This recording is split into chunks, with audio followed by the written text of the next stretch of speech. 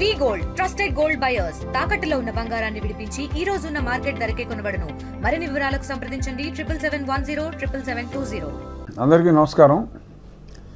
ఒక క్లారిఫికేషన్ ఇవ్వటం కోసం నేను ఈ చిన్న సమావేశం పెట్టడం జరిగింది. అదేమిటంటే ఈరోజు నేను ఒక ప్రముఖ దినపత్రికలో చూసా, సభకు రాకపోతే సభ్యత్వాలు రద్దు చేస్తారా, ఆ నిబంధన ఎక్కడుందో చెప్పమనండి, ఎమ్మెల్యేలు ఎంపీలు అందరం రాజీనామా చేసేద్దాం, మీరు సభకు పోతానంటే నేను వద్దన్నానా, మాజీ మంత్రి పెద్దిరెడ్డితో కలిసి వెళ్ళండి, ప్రతిపక్షానికి ఎంత సమయం ఇస్తారో తేల్చుకోండి, వైసీపీ ఎల్పీ సమావేశంలో జగన్మోహన్ రెడ్డి. ఇది ఈ వార్త క్లుప్తంగా సారాంశం. ఎందుకంటే చాలామందికి కన్ఫ్యూజన్ రావచ్చు. జగన్మోహన్ రెడ్డి గారు మరి పార్లమెంట్ సభ్యులుగా చేశారు, అలాగే మరి ప్రతిపక్ష నాయకుడిగా గతంలో 5 ఏళ్ళు ఉన్నారు, 5 సంవత్సరాలు ముఖ్యమంత్రి చేశారు. ఆయనకి రూల్స్ తెలియకుండా ఇంత కామెంట్ చేస్తారా అని డెఫినెట్గా కొద్దిమంది అయినా సరే కన్ఫ్యూజ్ అయ్యే అవకాశం ఉందేమో అని నాకు అనిపించింది. ఎందుకంటే 2-3 నాకు ఫోన్ చేశారు, ఏమండి ఆయన మాజీ ముఖ్యమంత్రి కదా, అంత క్లియర్గా అడుగుతున్నారు, మరి నిజంగా ఆ నిబంధన ఉందా అని చెప్పి అడిగితే నేను చెప్పాను ఇంతకుముందు 3-4 సందర్భాల్లో అని కూడా చెప్పడం జరిగింది. ఇప్పుడు మళ్ళీ చెప్పవలసిన అవసరం ఉందేమో అని నాకు అనిపించి ఆ క్లారిఫికేషన్ ఇవ్వటానికి 190 (4) భారత రాజ్యాంగం. ఎవరైనా సరే ఎప్పుడైనా జస్ట్ ఈ 190 అన్నదే నోట్ చేసుకోండి, సరిపోతుంది. చాలా స్పష్టంగా అందులో ఉంది, ఎవరైనా లీవ్ ఆఫ్ ఆబ్సెన్స్ అడగకుండా కంటిన్యూస్గా సమావేశాలు 60 రోజుల పాటు రాకపోతే వారు శాసన సభ్యత్వం ఆర్ పార్లమెంటు సభ్యత్వానికి అనర్హులవుతారు అని స్పష్టంగా ఉంది. అది అసెంబ్లీకి under 187 (2) rules of procedure and conduct of business in the AP అసెంబ్లీలో ఆ రాజ్యాంగంలోని ఆ 190 అధికరణాన్ని తీసుకొని అసెంబ్లీ రూల్స్లో కూడా చాలా స్పష్టంగా పేర్కొనడం జరిగింది. ఇది కూడా అసెంబ్లీ ఆ రూల్స్ కూడా నెట్లో ఉంటాయి. స్పష్టంగా వైఎస్ఆర్ కాంగ్రెస్ పార్టీ అధ్యక్షుల వారి సలహాదారులు, ప్రస్తుత శాసనసభ్యులు అందరూ కూడా ఆ రాజ్యాంగంలోని 190 rules of procedure and conduct of business of AP assembly under 187 (2) ఈ రెండు చూసుకుంటే మరి ఎవరిని తప్పుదోవ పట్టిస్తున్నారు, ఎవరు స్పష్టంగా ప్రజలకి వివరణ ఇస్తున్నారు అనేది అర్థమవుతుంది. ఎందుకంటే ఇది చెప్పటం నా బాధ్యత. ఇకపోతే మరి ప్రతిపక్షానికి ఎంత సమయం ఇస్తారో మరి కొంతమంది ఎమ్మెల్యేలని వెళ్ళి తేల్చుకోమన్నారు. ప్రతిపక్షానికి ఎంత సమయం ఇవ్వాలి అనేది అది ఓన్లీ కొన్ని పర్టిక్యులర్, ఇప్పుడు బడ్జెట్ ఉంది, లేదు గవర్నర్ గారి తీర్మానానికి ధన్యవాదాలు తెలిపేది ఉంది, అలా కొన్ని బిల్స్కి ఆ బిల్లు మీద మాట్లాడేటప్పుడు బిజినెస్ అడ్వైజరీ కమిటీలో ఆ బిల్స్ వచ్చినప్పుడు ఏ పార్టీకి ఎంత సమయం ఇవ్వాలి అంటే ఆ పార్టీల స్ట్రెంగ్త్ని బట్టి ఆ సమయం ఉంటుంది. అది ఓన్లీ సూచన, స్ట్రిక్ట్గా దాన్ని ఫాలో అవ్వాల్సిన అవసరం లేదు. ఎందుకంటే ఇండిపెండెంట్ మెంబర్స్ కూడా అవకాశం ఇస్తారు. ఒక్కళ్ళే ఉన్నా కూడా వాళ్ళకు కూడా అవకాశం ఇస్తారు. కొంచెం తక్కువ సమయం ఇస్తారు. ఓవరాల్గా ఫర్ ఎగ్జాంపుల్ ఇప్పుడు ఎంతోమంది తెలుగుదేశం పార్టీకి సంబంధించిన సభ్యులు ఉన్నారు. వాళ్ళకి 5 నిమిషాలే సమయం ఇస్తాం, 10 నిమిషాలే సమయం ఇస్తాం అంటూ సమంజసం కాదు. కొద్దిమంది మాట్లాడే అవకాశం ఉంటుంది. ఎందుకంటే ఆ పార్టీకి 10 నిమిషాలే ఇస్తాం అని అన్నారనుకోండి, మరి 130 మంది పైబడి ఉన్న ఆ పార్టీలో మరి అంతమంది సభ్యులు ఉన్నప్పుడు వాళ్ళకి నేను ఆ 10 నిమిషాలే ఇస్తాను అంటాం సమంజసం కాదు. సో కాబట్టి మనకి లోక్సభ ఆర్ ఎనీ అసెంబ్లీ విధి విధానాల్లో ఆ కేటాయించే సమయం బిజినెస్ అడ్వైజరీ కమిటీలో కూర్చున్నప్పుడు డిసైడ్ అవుతుంది. వీళ్ళు యువజన శ్రామిక రైతు కాంగ్రెస్ పార్టీ వారు బీఏసీకి కూడా రావటం లేదు. వచ్చినప్పుడు ఈ పర్టికులర్ టాపిక్ మీద మాకు కాస్త ఎక్కువ సమయం ఇవ్వండి అని వారు అడిగితే శాసనసభాపతి గారు కన్సిడర్ చేయొచ్చు.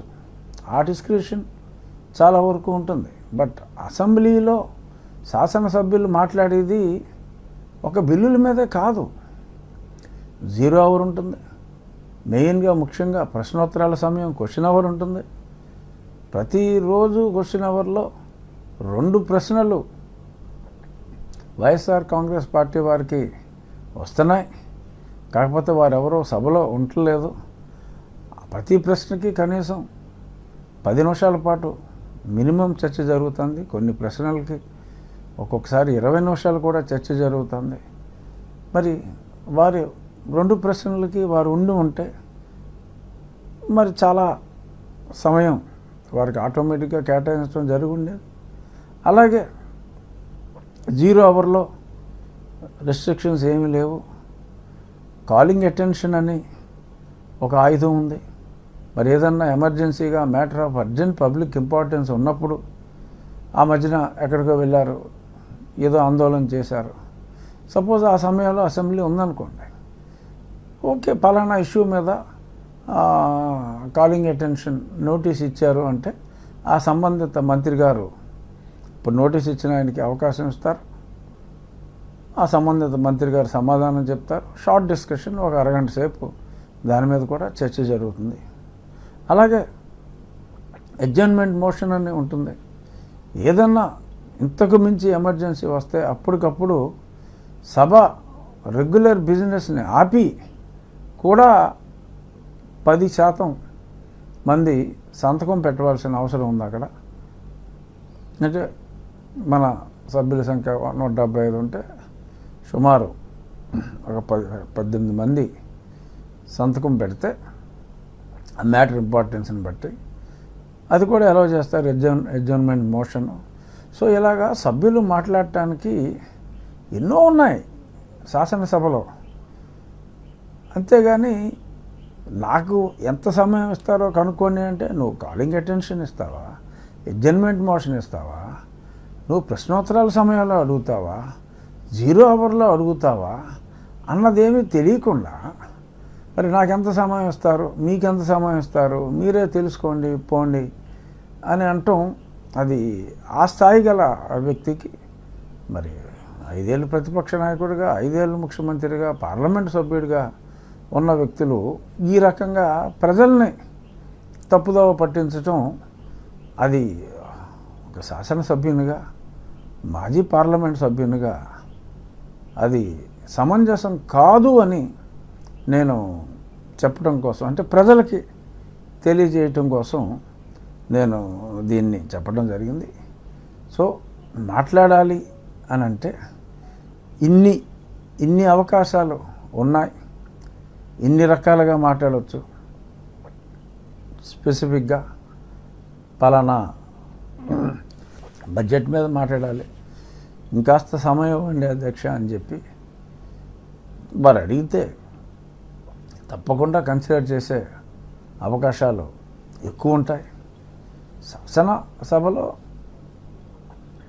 సభ్యతా సంస్కారాలతో మాట్లాడుతున్నప్పుడు తప్పకుండా కాస్త సమయం ఎక్కువ ఇచ్చే అవకాశాలే ఉంటాయని చెప్పి సవినయంగా ఇది తెలియజేస్తున్నా. ఇంకా మరి గతంలో మరి ఇప్పుడు ముఖ్యమంత్రి గారు సభకు రాలేదు, అప్పుడు మేమేమన్నా ఈ రకంగా ఈ రూల్స్ చెప్పామా అన్నారు. అసలు 5 సంవత్సరాల కాలంలోనే శాసనసభ నిర్వహించిన రోజులు చాలా తక్కువ. నవంబర్ 2021 అంటే 2.5 సంవత్సరాల తరువాత మొత్తానికే అసెంబ్లీ 68, 69 రోజుల కన్నా జరగలేదు. 5 సంవత్సరాలు కలిపి ఆ కొరవ 2.5 సంవత్సరాల్లో కనీసం 35 రోజులు కూడా సభ జరగలేదు. కాబట్టి ఆ ప్రశ్నే ఉత్పన్నం కాలేదు. ఈయన మొదటి రోజు నుంచే రానని చెప్పటం జరిగింది. కాబట్టి ఆ రూల్ అన్నది రాజ్యాంగంలో రాసి ఉన్నది. మరి అది రాజ్యాంగమే తప్పు అని ఈయన అంటారా? మరి రాజ్యాంగం చదవకపోవటం ఆయన తప్పని ప్రజలు అనుకుంటారేమో అన్న విచక్షణ లేకుండా మరి వారు ఎందుకని మాట్లాడారో. ఎందుకంటే ఈ ఇష్యూ నేను గతంలో 1-2 సార్లు మాట్లాడున్నాను. కాబట్టి ఈరోజు అంటే ఈ పేపర్లో వచ్చిన వార్త నిజమని నేను భావించి నేను ఈ క్లారిఫికేషన్ ఇవ్వటం కోసం ఈ చిన్న సమావేశం పెట్టడం జరిగింది. మీరు ఇన్ని అవకాశాలు ఉన్నాయి. మళ్ళీ చెప్తున్నా, క్వశ్చన్ అవర్ ఉంది, 0 అవర్ ఉంది, కాలింగ్ అటెన్షన్ ఉంది, అడ్జర్న్మెంట్ మోషన్ ఉంది. ఇది కాక స్పెసిఫిక్గా ఏదైనా డిబేట్లో బిల్లు మీద డిస్కషన్లో పాల్గొనాలి అని అనుకుంటే బీఏసీలో సమయం దయచేసి అడగండి. లేదు సభ జరిగేటప్పుడైనా సరే సభలో అడగండి. అడిగిన తర్వాత సమయం ఇవ్వకపోతే ఇదిగో చూసారా ఇవ్వలేదు సమయం అని మాట్లాడటం ఎంతో కొంత సమంజసం అవుతుందేమో. కానీ అసలు సభకే రాకుండా మరి ఈ రకంగా మాట్లాడటం అది సమంజసం కాదు అని సవినయంగా వైఎస్ఆర్ కాంగ్రెస్ పార్టీ శాసనసభ్యులకి తెలియజేస్తున్నాను. చూద్దాం మరి క్లారిఫికేషన్ తర్వాత మరి సభలో ఏమన్నా మార్పులు ఉంటాయేమో. మార్పులు ఉండాలని ఆశిద్దాం. నమస్కారం. తెలుగులో న్యూస్ కి ఫాస్టెస్ట్ యాప్ ఇప్పుడు టోటలీ న్యూ అవతార్లో జస్ట్ 5 సెకండ్స్ లో కంప్లీట్ న్యూస్. సోషల్ మీడియాలో ట్రెండ్స్ కి one stop solution. Live TV app voice search option తో ఇప్పుడే డౌన్లోడ్ చేయండి లేదా అప్డేట్ అయిపోండి. యాప్ లింక్ డిస్క్రిప్షన్ లో ఉంది.